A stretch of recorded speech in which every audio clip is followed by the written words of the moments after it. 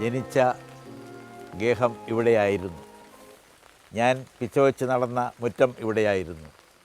ഞാൻ എൻ്റെ ബാല്യകാലത്തെ പുസ്തകങ്ങൾ വായിച്ചുകൊണ്ടിരുന്ന തെക്കേ മുറിയുമൊക്കെ അവിടെയായിരുന്നു.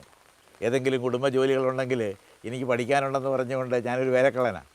അങ്ങനെ വന്നിട്ട് എനിക്കിഷ്ടപ്പെട്ട ജോലി ഈ വായനയൊക്കെ ആയിരുന്നുകൊണ്ട് അങ്ങനെ വന്ന് ഞാൻ ഒരുപാട് വായിച്ചുകൊണ്ടിരുന്ന ആ സ്ഥലമാണ്.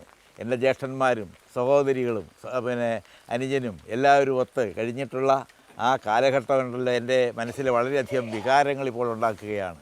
ഞാൻ സ്വപ്നം കണ്ട വീട്, ഞാൻ ഓടി വളർന്ന വീട്, ഞാൻ കല്യാണം കഴിച്ച് കയറിയ വീട്, ഇങ്ങനെയെല്ലാം ഇപ്പോഴതെല്ലാം വളരെ പഴക്കം ചെന്നൊരു വീടായിരുന്നുകൊണ്ട് അത് പൊളിച്ച് കളയുകയാണ് ചെയ്തത്. ചെമ്മനം വാസ്തവത്തിൽ ഇവിടെയാണ് രൂപം കൊണ്ടത്. ഒരു നക്ഷത്രം ഉദിച്ചത് ഇവിടെയാണെന്നർത്ഥം. ഞാനിന്ന് ഒരു നക്ഷത്രമായി നിങ്ങൾ അംഗീകരിക്കുന്നെങ്കിൽ അത് ഉദയം കൊണ്ടത് വാസ്തവത്തിൽ ഈ കാണുന്ന ഈ സ്ഥലത്താകുന്നു. അതിൻ്റെ അവശിഷ്ടങ്ങളെല്ലാം ഇപ്പോഴും ഇവിടെ നിലനിൽക്കുന്നുണ്ട്.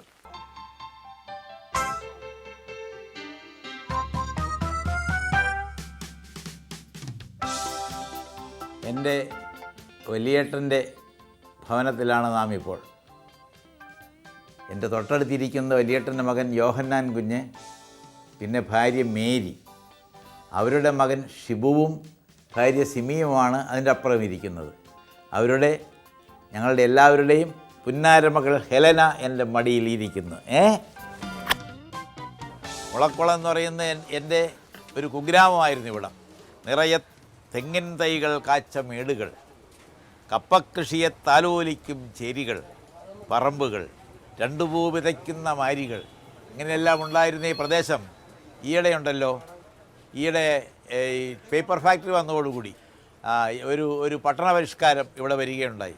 അങ്ങനെ വന്ന് ഈ ഗ്രാമത്തിൻ്റെ ഛായ ഒന്ന് മാറിയിട്ടുണ്ട്. അത് ഞാൻ തന്നെ കവിത ഉണ്ടാക്കിയിട്ടുണ്ട്. എൻ്റെ കുഗ്രാമം എന്ന് പറഞ്ഞ കവിതയിൽ ഞാൻ പറയുന്നുണ്ട്. ഇവിടെ ചുറ്റിലും ചായക്കട തല കാണിച്ചു, പകൽവെട്ടമൊത്ത അന്തന്നത്ത പത്രങ്ങളെത്തി നാട്ടിൽ.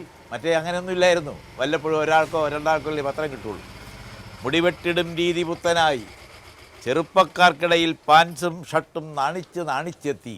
ഇപ്പോൾ അങ്ങനെ പാൻസൊക്കെ ഉള്ളവരായി ധാരാളം. മറ്റേ മുണ്ടും മടക്കുത്തിയാണ് ഞങ്ങളൊക്കെ നടന്നുകൊണ്ടിരുന്നത്. അങ്ങനെ അതെല്ലാം മാറിക്കഴിഞ്ഞിരിക്കുന്നു. അതുപോലെ അന്തിയിൽ നാമം ചൊല്ലാറുള്ള നേരത്തിൽ, ഇവിടെയൊക്കെ നാമം ചൊല്ലാറുള്ള നേരത്തിൽ ഇപ്പോൾ ചുറ്റും പൊന്തി വീടുകൾ തോറും റേഡിയോ ഗാനവും ടി വി ഗാനവും ഒക്കെ, അങ്ങനെ ഒരു മാറ്റം ഇവിടെ വന്നിട്ടുണ്ട്. എൻ്റെ വലിയേട്ടൻ്റെ മകൻ്റെ മകനാണ് ഈ കട നടത്തുന്ന ഷിബു. ഇവൻ ഞങ്ങളുടെ ഒരു ഓമന പുത്രനാണെന്ന് പറയാം. അപ്പോൾ അവനിവിടെ ഈ മെഡിക്കൽ ഷോപ്പ് ആരംഭിച്ചിട്ട് ഏതാണ്ട് ഒരു വർഷം കഴിഞ്ഞിരിക്കുന്നു. പെരുവ ചന്ത അതിൻ്റെ കവലയിൽ നിന്ന് തൊട്ടടുത്ത് തന്നെയാണ് ഈ കട സ്ഥിതി ചെയ്യുന്നത്. ഷിബു, ഇവിടെ ഈ സാർട്ടക് എന്ന് പറഞ്ഞ് വരുന്നുണ്ടോടാ? ഉണ്ടല്ലോ. എന്നാൽ എനിക്ക് ഒരു പാല് തന്നെ.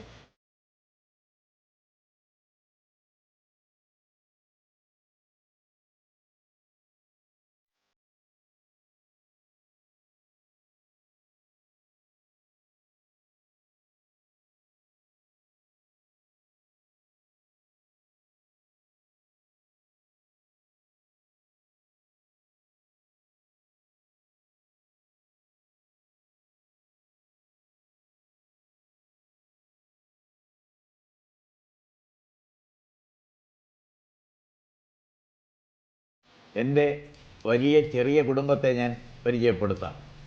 അതായത് എൻ്റെ സന്തുഷ്ട കുടുംബം.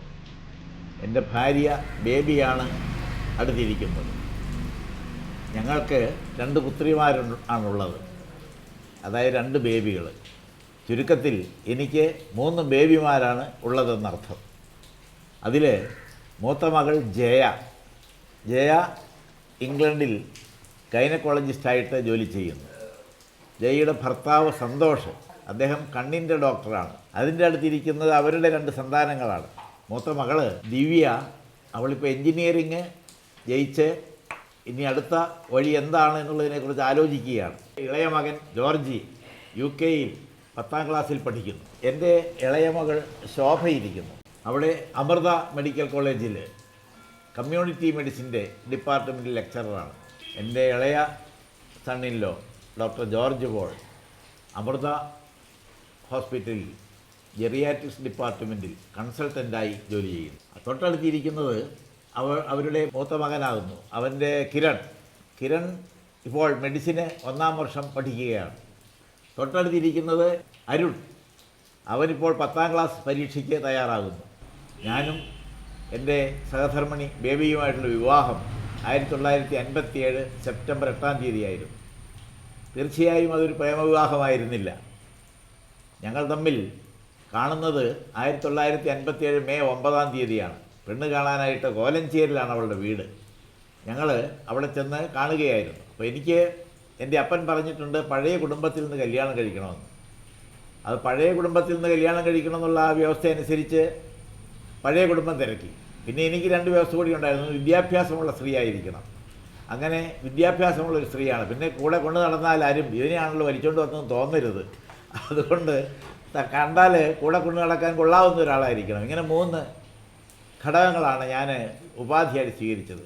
അങ്ങനെ ചെന്ന് കണ്ടു, ഇഷ്ടപ്പെട്ടു, കല്യാണം നടത്തി. കല്യാണം കഴിക്കുമ്പോൾ ഞാൻ കോലഞ്ചേരി സെൻറ്റ് പീറ്റേഴ്സ് ഹൈസ്കൂളിൽ ടീച്ചറായിട്ട് വർക്ക് ചെയ്യുമായിരുന്നു.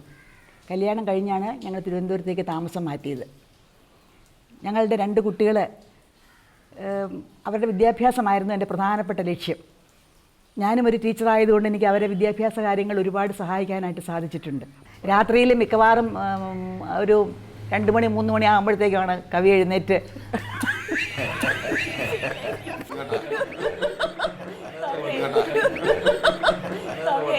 എഴുത്താരംഭിക്കുന്നത്. കാരണം രാത്രിയിൽ എഴുതുന്ന കവിത ചൊല്ലുന്നത് ഞാൻ ഇങ്ങനെ കിടന്നുകൊണ്ട് കേൾക്കാറുണ്ടായിരുന്നു. അതെനിക്ക് വളരെയധികം സന്തോഷമുള്ളൊരു സംഗതിയായിരുന്നു അത്. കാരണം ഭാര്യയുടെ ശല്യമില്ലാതെ എഴുതാനൊക്കെ പറ്റിയൊരു സമയം ഈ രാത്രിക്ക് 1 മണിക്ക് 4 മണിക്ക് ഇടയ്ക്കാണെന്ന് എനിക്കറിയാമായിരുന്നു. അതുകൊണ്ട് ആ സമയമാണ് എൻ്റെ കവിതകളെല്ലാം തന്നെ ഈ പാതിരാത്രിയുടെ സന്താനങ്ങളാണ്. അങ്ങനെയാണ് എൻ്റെ കവിതകൾ അധികം ഉണ്ടായിട്ടുള്ളത്. എൻ്റെ കവിതയുടെ ആദ്യത്തെ റീഡർ എൻ്റെ ഭാര്യയാണ്. വായിച്ച് കേൾപ്പിച്ചു കഴിഞ്ഞാൽ അപ്പോൾ അതിലുണ്ടല്ലോ ചില പദങ്ങളൊക്കെ ഏതെങ്കിലും മോശപ്പെട്ട പദങ്ങൾ, അല്പം ശൃംഗാര, അശ്ലീലമൊക്കെ വരുന്നെങ്കിലുണ്ടല്ലോ സമ്മതിക്കില്ല. വളരെ കുലീന ഭാവമുള്ള പക്വതിയായ ഒരു ഭാര്യ എനിക്കുള്ളത്. അതുകൊണ്ട് അതെല്ലാം കൂടെ ഇങ്ങനെ മാറ്റണം എന്ന് പറഞ്ഞുകൊണ്ട് ഇങ്ങനെ നിർബന്ധിക്കും. അങ്ങനെ എൻ്റെ കവിതയുടെ ഒരു ഒരു ഒരു ശുദ്ധീകരണം വാസ്തവത്തിൽ നടത്തുവാൻ ഈ ആദ്യത്തെ വായനയിൽ എനിക്ക് സാധിക്കാറുണ്ടായി. അതാണ് ഭാര്യയെ കൊണ്ട് എനിക്ക് കവിതയ്ക്കുണ്ടായിട്ടുള്ള പ്രയോജനം. രാവിലെ സ്കൂളിൽ പോകാൻ നേരത്തെ യാതൊന്നും കഴിക്കില്ല ഈ പിള്ളേർ. അപ്പോൾ എങ്ങനെയെങ്കിലും ഒരു മുട്ട കഴിപ്പിക്കാനായിട്ട് ഞാൻ വളരെ ശ്രമപ്പെടും. അത് കഴിക്കാതെ ശോഭ ഇളയ മോള് ഭയങ്കരമായിട്ട് ഒഴിഞ്ഞു മാറും. ഒരു ദിവസം ഞാൻ മുട്ട കൊടുക്കാൻ നേരത്ത് ഭയങ്കര ലഹള, കഴിക്കില്ല. ഞാൻ പറഞ്ഞു നീ കഴിക്കണ്ടെന്ന് പറഞ്ഞ് ഞാനങ്ങ് സ്കൂളിലേക്ക് പോയി. കുറച്ച് കഴിഞ്ഞപ്പോഴത്തേക്ക് എൻ്റെ പുറകെ വന്ന ഒരു ടീച്ചർ പറഞ്ഞു, ടീച്ചറിൻ്റെ വീട്ടിൽ ഭയങ്കര ബഹളം നടക്കുക. എന്നിട്ട് എന്നാന്ന് ചോദിച്ചു. അപ്പനും മോളും കൂടെ മുട്ട തീറ്റിക്കുന്ന ബഹളമാണ് അവിടെ കേൾക്കുന്നത്. ഇങ്ങനെ എന്തെല്ലാം ചെയ്താലും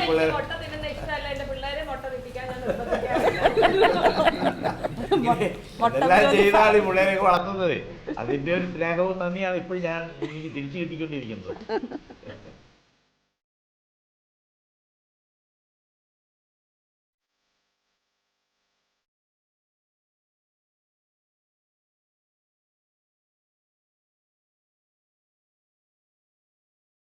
രണ്ടു നാളായി റോഡിലൊരു പട്ടി ചത്തു കിടക്കുന്നു, കൊണ്ടുപോകാനാരുമില്ല കോർപ്പറേഷനിൽ.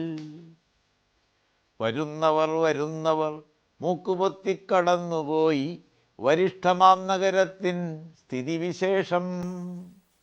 അങ്ങനെ ആ ഉത്തരവാദിത്വ ശൂന്യത കണ്ടിട്ട് അയലത്തെ പള്ളിയിലെ പുരോഹിതൻ കോർപ്പറേഷൻ അധികാരിയോട് കാര്യം ഫോണിലോതുമ്പോൾ, കോർപ്പറേഷൻ അറിഞ്ഞു കാണില്ല, ചോലപ്പെട്ട ഉദ്യോഗസ്ഥനുണ്ട്, പക്ഷെ അറിയണ്ടേ.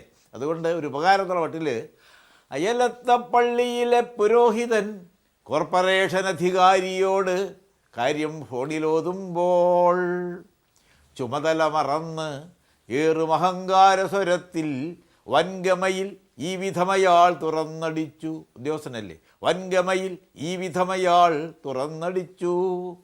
അതിനച്ചു സ്വന്തം നാട്ടിൽ മരിച്ചോർ തൻ കാര്യമെല്ലാം വിധി പോലെ പുരോഹിതരല്ലി നോക്കേണ്ടു. അതിനച്ചോ സ്വന്തം നാട്ടിൽ മരിച്ചോർ തൻ കാര്യമെല്ലാം വിധി പോലെ പുരോഹിതരല്ലി നോക്കേണ്ടു. പുരോഹിതൻ തിരിച്ചോതി, പ്രിയപ്പെട്ട സുഹൃത്തേ, താൻ പറഞ്ഞതിൽ കാര്യമുണ്ട്, സമ്മതിച്ചു ഞാൻ.